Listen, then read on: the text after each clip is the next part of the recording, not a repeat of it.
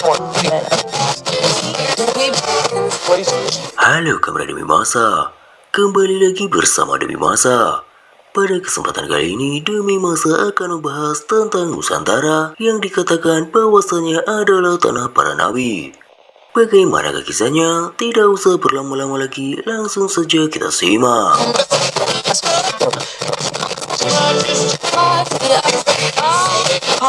Dari sebuah penelitian, ada yang menemukan beberapa nabi pernah hidup di Nusantara. Di antaranya adalah Nabi Adam, Nabi Sis, Nabi Lukman, Nabi Ibrahim, Nabi Nuh, Nabi Daud, dan juga Nabi Sulaiman. Tanah Jawa, inilah negeri para nabi yang telah terkubur oleh sejarah, bahkan oleh mereka yang menamakan diri penganut kejawen.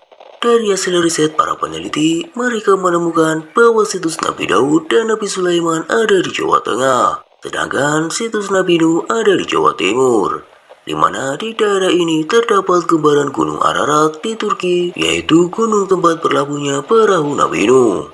Fosil perahu ini telah diteliti arkeolog Belanda yang menyimpulkan bahwa perahu tersebut terbuat dari kayu jati berkabur. Kayu ini hanya ada di tanah Jawa. Setelah fosil kayu ini umumnya diukur melalui teknik isotop C14, ternyata Nabi Nuh hidup setelah zaman Nabi Ibrahim, dan tempat tinggalnya adalah di tanah Jawa. Fakta ini tentu memerlukan kajian lebih lanjut apakah benar fosil perahu tersebut adalah fosil perahu Nabi Nuh.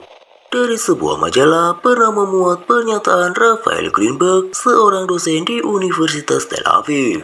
Ia mengatakan, secara teori, seharusnya Anda sudah mendapatkan sesuatu hanya setelah melakukan penggalian selama 6 minggu. Tapi nyatanya setelah dilakukan penggalian tanpa henti selama 2 tahun, tidak ada hasil apapun yang memuaskan, kata Raphael Greenberg.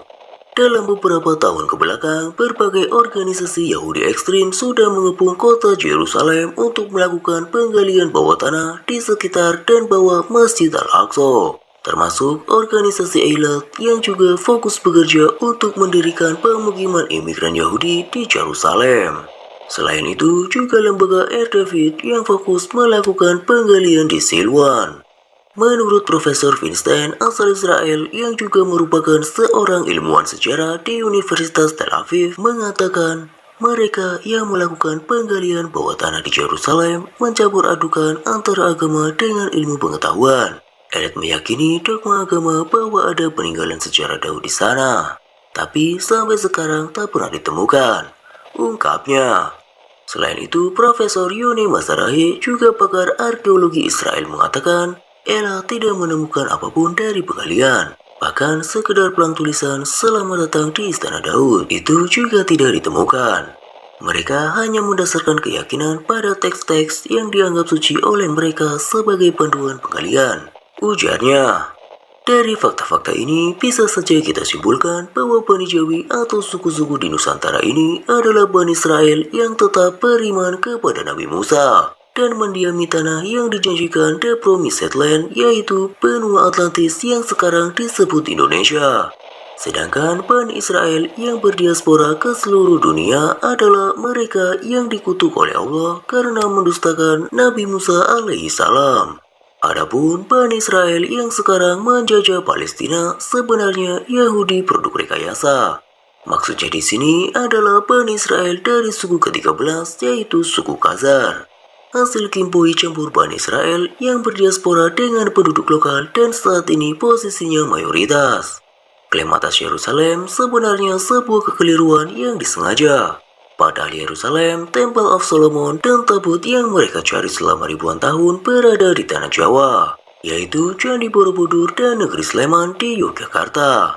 Dalam Al-Quran, tabut mempunyai arti kode rahasia kerajaan yang disimpan oleh Nabi Daud.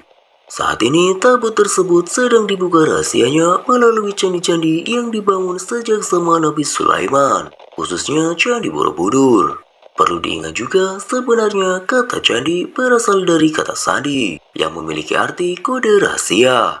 Dengan demikian, rahasia jejak para nabi akan segera terkuak setelah ayat Allah berupa tulisan bergambar yang ada pada candi-candi di negeri Sleman dipuzzlekan dengan ayat-ayat Allah dalam Al-Quran.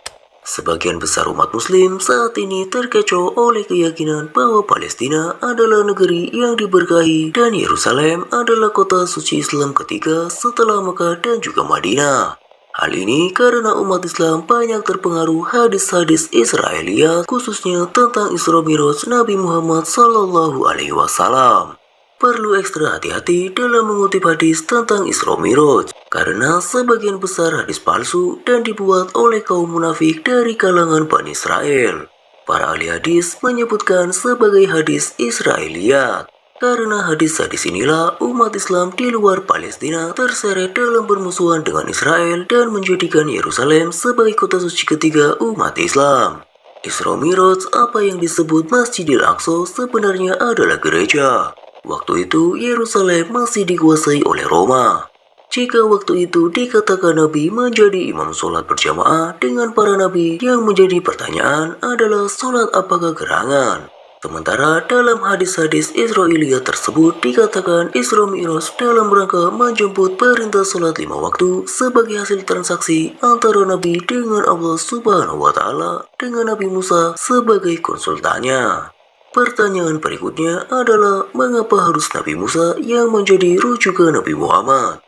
Inilah cerdasnya Bani Israel yang telah berhasil menusuk jantung akidah umat Islam melalui hadis-hadis palsunya, sehingga umat Islam terpecah belah. Energi juga terkuras habis karena terseret dalam pusaran konflik Israel-Palestina.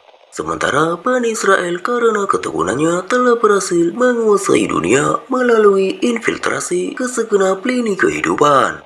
Saat ini fokus mereka adalah Indonesia, khususnya Tanah Jawa.